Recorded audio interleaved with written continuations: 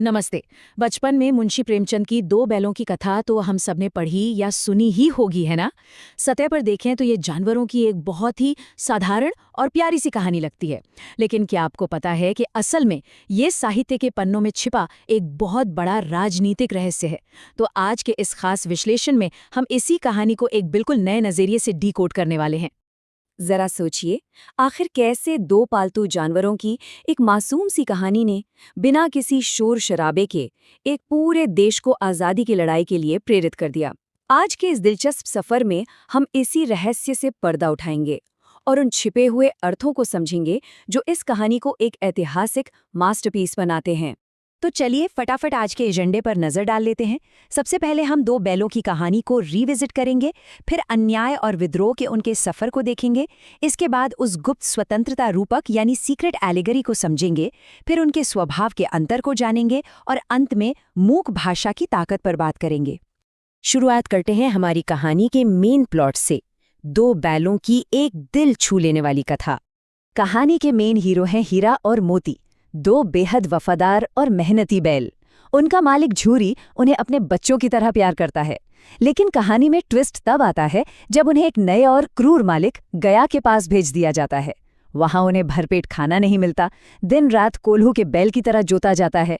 और यहीं से पैदा होती है बगावत की वो चिंगारी। भूखे प्यासे ये दोनों अपनी रस्सियां तोड़कर अपने असली घर की ओर भाग निकलते हैं।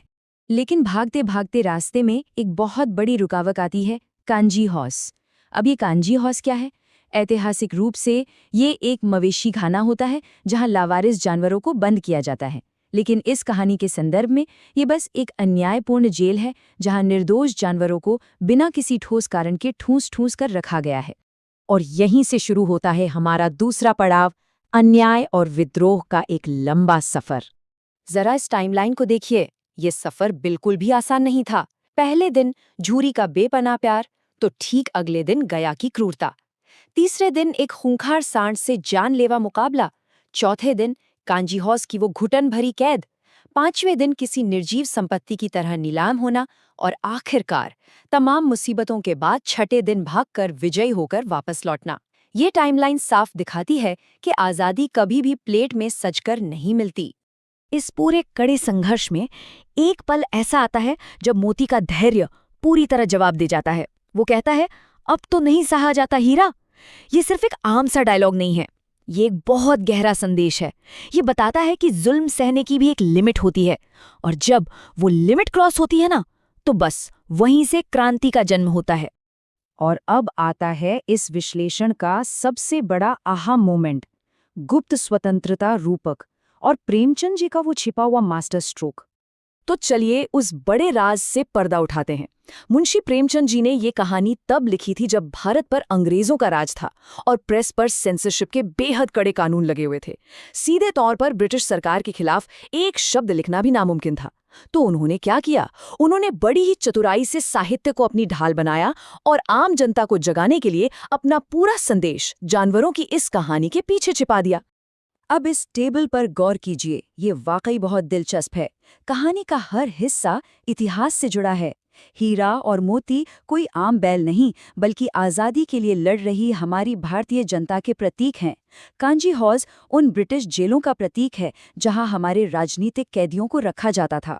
कांजी हॉर्स की दीवार तोड़ना दरअसल अन्यायपूर्ण ब्रिटिश कानूनों को तोड़ने का प्रतीक है, और नीलामी से भागना ब्रिटिश साम्राज्य की गुलामी को पूरी तरह से नकार देना है।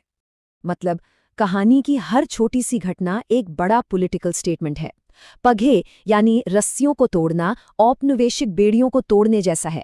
कांजी हॉर्स की दीवार तोड़कर बाकी कमजोर जानवरों को भगाना और खुद वहीं खड़े रहना ये दिखाता है कि कैसे हमारे स्वतंत्रता सेनानियों ने दूसरों की आज़ादी के लिए अपनी जान दांव पर लगा दी। अत्याचार जितना बढ़ता गया, आज़ाद होने की जिद उतनी ही पक्की होती गई। आगे बढ़ते हैं एक और अहम पहलू की तरफ, चरित्रों में अंतर यानी एक वैचारिक टकराव। इस छिपे हुए रूपक को पूरी तरह से समझने के लिए हमें हीरा और मोती के स्वभाव को करीब से देखना होगा। एक तरफ है हीरा, जो बहुत ही शांत और सहनशील है, जो नियमों को मानता है। ये महात्मा गांधी के अहिंसक सत्याग्रह आंदोलन का प्रतीक है। वहीं दूसरी तरफ है मोती, जो गुस्सैल है, आक्रामक है और तुरंत रिएक्ट करता है। मोती उन क्रांतिकारी युवाओं का प्रतीक है जो मानते थे कि ईंट का जवाब पत्थर से ही दिया जाना चाहिए। लेकिन इन दोनों विचारधाराओं के बीच एक गजब का संतुलन है। हीरा की इस बात को ही ले लीजिए, गिरे हुए बैरी पर सींग न चलाना चाहिए। ये सिर्फ एक वाक्य नहीं है, ये हमारी कहानी को गहरे भारतीय नैतिक मूल्यों से जोड़ता है। दुश्मन चाहे हार चुका हो या कमजोर पड़ गया हो, निहत्थे पर वार करना क्रूरता है, वीरता नहीं। देखा जाए तो पूरी कहानी में हीरा एक मॉरल कंपास यानी नैतिक मार्गदर्शक की तरह काम करता है। मोती का गुस्सा और जज्बा जरूरी तो था, लेकिन हीरा का संयम ही उसे सही दिशा में रखता है। ये हमें बताता है कि सही मायने में विद्रोह करने के लिए मजबूत उसूलों का होना बहुत जरूरी है। और हाँ, बिना कुछ कहे अत्याचार को चुपचाप सहते रहना भी अन्याय में शामिल होने के ही बराबर है। चलिए अब बात करते हैं एक बहुत ही खूबसूरत कॉन्सेप्ट की, मूक भाषा की ताकत। स्वभाव में इतने अलग होने के बावजूद ये दोनों एक साथ इतनी मजबूती से कैसे जुड़े रहे? इसका राज है मूक भाषा। यह एक ऐसी खामोश भाषा है जिसे शब्दों की कोई जरूरत नहीं होती। ये आंखों, इशारों और साझा किए गए दर्दों की भाषा है। इंसान न होने के बावजूद उन दोनों के बीच का ये कनेक्शन शब्दों से कहीं परे था। और मज़ेदार बात यह है कि यही खामोशी उनका सबसे बड़ा हथियार बनी। इसी मूक भाषा के जरिए उन्होंने अत्याचारी मालिकों से छिपकर भागने की पूरी प्लानिंग की।